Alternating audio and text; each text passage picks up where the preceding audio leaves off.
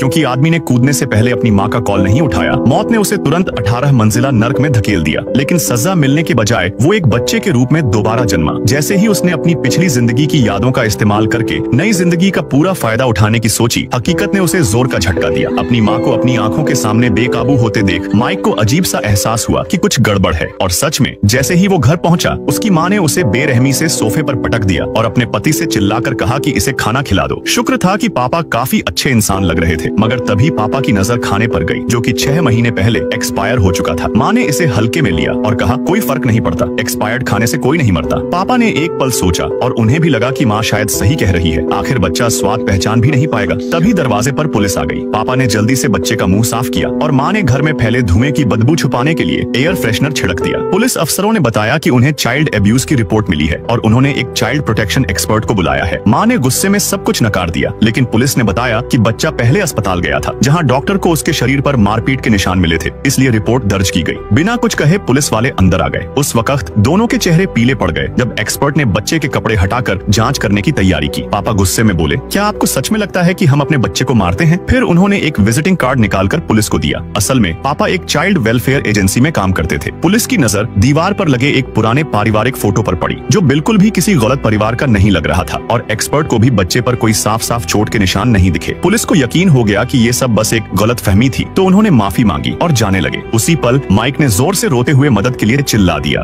इस आदमी के मुंह से जब भी कोई बात निकलती, पत्तियां बाहर उड़ने लगती, लेकिन उसके पास बैठी औरत को वो पत्तियां दिखती ही नहीं थी। वो झट से अपना मुंह ढक लेता, लेकिन पत्तियां फिर भी गिरती जाती। तभी वो चौंक कर उठ बैठा। ये तो सिर्फ सपना था, लेकिन जब वो अपने घर पहुंचा तो हैरान रह गया। आंगन में अचानक एक पेड़ उगाया था और अब जैसे ही वो कुछ बोलता, उस पेड़ से पत्तियां गिरने लगती। समझ नहीं आया क्या हो रहा है, तो उसने एक ज्ञानी को बुलाया। उस आदमी ने पेड़ को देखा और कहा, तेरी जिंदगी अब इस पेड़ से जुड़ चुकी है, तू जितना बोलेगा उतनी पत्तियां गिरेंगी, और जिस दिन सारी पत्तियां खत्म, तू भी खत्म। आदमी को यकीन नहीं हुआ। उसने माइक उठाया और एक रैप सुनाया और पत्तियां झड़ती रही। अब डर के मारे उसने कुल्हाड़ी उठाई और पेड़ पर वार कर दिया, लेकिन जैसे ही कुल्हाड़ी लगी, उसके पेट पर गहरा जख्म उभर आया। अब उसे यकीन हो गया, वाकई ये पेड़ उसकी जान से जुड़ा है। उसने बोलना बंद कर दिया, इशारों से बात करने लगा, लेकिन गुस्से में जब हाथ उठाया तब भी पत्तियां गिरने लगी। अब तो हर चीज और मुश्किल हो गई। एक दिन वो अपने बेटे के साथ पेरेंट क्लास में गया। सब पेरेंट्स गा रहे थे पर वो चुपचाप खड़ा था। टीचर ने पूछा, आप अकेले गाइए। जैसे ही उसने गाना शुरू किया, पत्तियां फिर गिरने लगी। दिल टूट गया उसका। अब उसने आंखों से बात करना सीख लिया, लेकिन एक दिन उसका बॉस बोला, क्लाइंट को एंटरटेन करो। वो मुश्किल से तैयार हुआ, लेकिन तभी घर पर माली ने पेड़ को पानी डालना शुरू कर दिया। रेस्टोरेंट में बैठे बैठे उसकी नाक बहने लगी। क्लाइंट घबरा गया और चला गया। बॉस ने डांटा पर आखिरी मौका दिया। फिर जैसे ही वो क्लाइंट से मिलने पहुंचा, माली ने पेड़ पर कीटनाशक छिड़क दिया। अब तो आदमी चक्कर आने लगा। लड़खड़ाकर बॉस की नाक में चॉपस्टिक डाल दी। नतीजा, नौकरी भी गई। अब उसने सोचा, अच्छे कर्म करने से शायद ये श्राप हट जाए। उसने भूखे लोगों को ब्रेड बांटी, अपनी रोलेक्स घड़ी एक नन को दान दे दी, पर कुछ नहीं बदला। अब पेड़ पर गिनी चुनी पत्तियां बची थीं। उसे पता था उसका अंत पास है, तो वो अपनी बीवी के पास गया और दिल से बोला, मैं तुमसे बहुत प्यार करता हूँ। पत्तियां फिर गिरी। फिर वो अपने पिता की कब्र पर गया। अब सिर्फ 3 पत्तियां बची थी। उसने फूट फूट कर कहा, पापा मैं आपसे प्यार करता हूँ। तभी आसमान में बिजली कड़कने लगी, बादल गरजने लगे, और जैसे ही आखिरी 3 पत्तियां गिरी, वो जमीन पर गिर पड़ा। पर तभी मोबाइल की घंटी बजी। वो जाग उठा। फोन पर वही मास्टर था। बोला, तेरा पेड़ अब फिर से पत्तियों से भर चुका है। क्यों, कैसे? शायद इसलिए क्योंकि लाख बातें भी उस एक सच्चे शब्द के आगे कुछ नहीं होती, प्यार।